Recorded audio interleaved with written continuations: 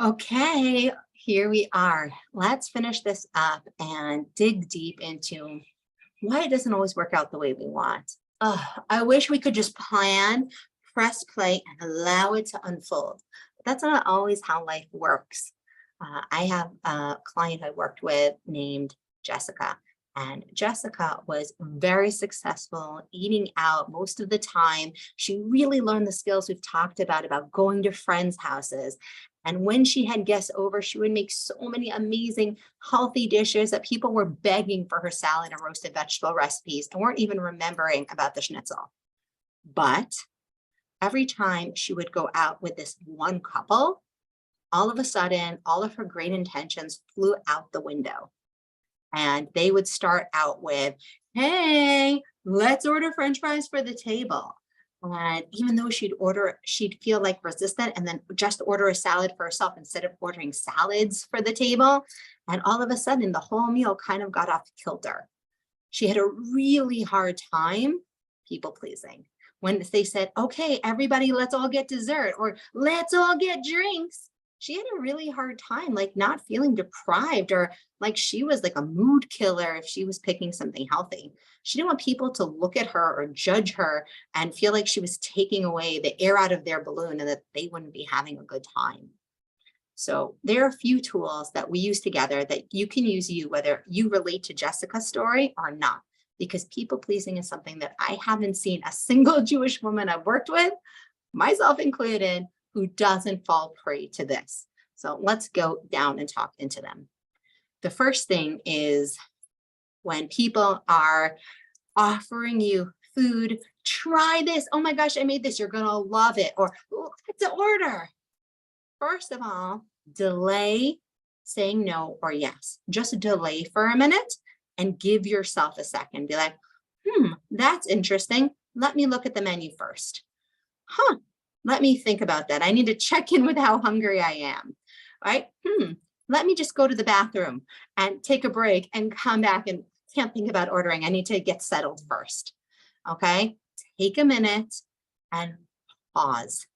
Pausing is critical. And this way you don't have to jump in and just go with your first self-conscious response. You can take a minute and think like, hey, is this what I want? Is this how I want this evening to go? And you don't have to give up being the fun one and having a good time with your friends. Number two, small no's. Practicing small no's, like, no thanks, I'm good. Oh yeah, let's all get French fries. No thanks, I'm good. I think I'm really more in the mood for this like roasted pepper antipasti. Maybe I'll have a fry of yours if you don't mind, but I don't need fries for the table, right? Small no's. You're not saying, no, I don't need French fries. You're just being like, small no's, okay? Another small no is when people talk about what time they're going to eat out or what time you guys are going to meet up or what restaurant you're going to go to. It's good to practice with small no's like, 9 o'clock dinner, that just doesn't really work for me. Can we do 7 o'clock? Oh, that restaurant? No, maybe that's too far away. Maybe that's this. Just small no's and gently move them towards a restaurant or a time that you know has more options for you. So timing we know is critical. We don't want to be eating heavy meals so late at night. We want to be eating dinner. So if you're not happy just having a tasting meeting at 9 o'clock at night, say a small no, like that's really just too late for me to start an evening out. Let's start earlier. Or a small no is just shifting the location of somewhere that maybe just doesn't have any options. You've looked at the recipe, you've looked at the menu online, or you've been there before, and shift it to a restaurant that works better for you and you know there's more options for everybody. I can't versus I don't versus I love versus I must. Oh, I can't eat that. That creates a lot of like FOMO. Oh, I can't eat that. Oh, are you sure? Here, just try it. A little bit won't hurt. No, I don't eat that. Oh yeah, I don't eat fries. Oh, really? Yeah, I just don't eat them. Oh, okay. Not I can't. Because really, you can, right? I can't. No, you can. You just, one won't hurt. No, I don't eat that. I will versus I must. Oh, I'm on a diet, I'm on a health journey. You don't owe anybody an explanation for anything. You must respect yourself and your values and your goals, but you don't have to and be willing to share your why with anybody else. And this is really important. You have a right to privacy, but you must respect your own internal values. And when this isn't about needing to justify to anybody else why you're doing what you're doing it because you must do it for yourself and for your future and for the vision that you're building.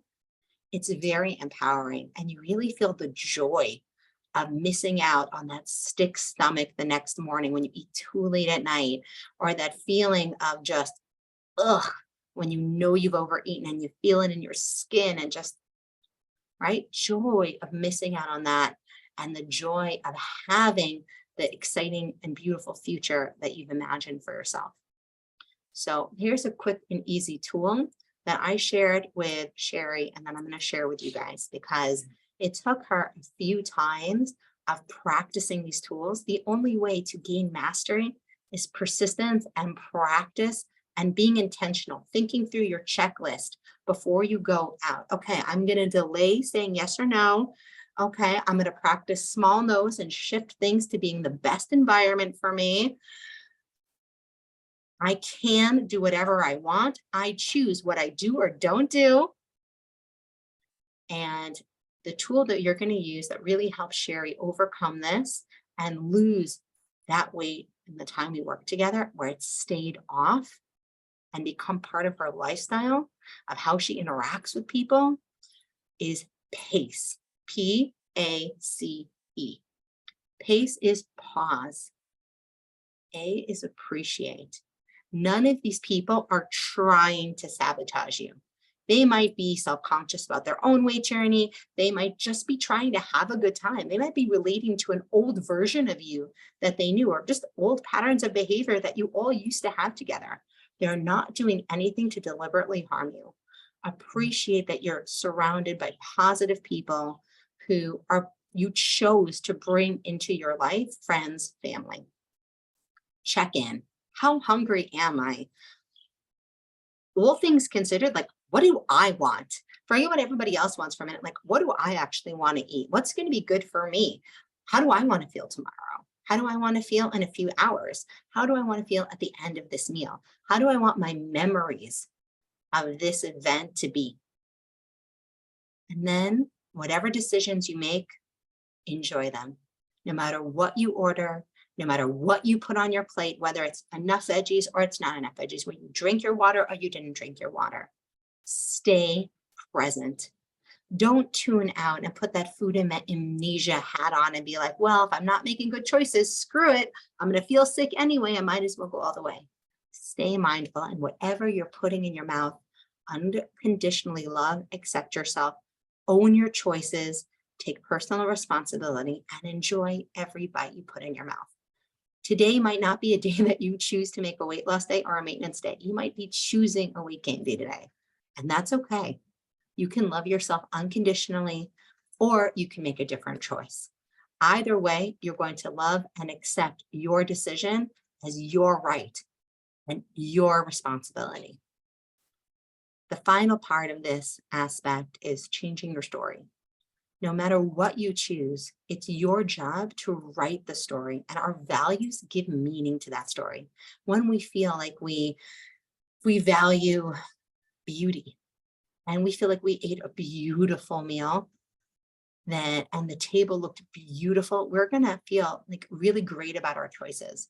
But if we don't value that, and maybe we really value health and weight loss right now, and we ate that same meal, but it was really beautifully presented, but it was not in alignment with your values and with your choices that you want to be making, you're not going to feel great about that meal.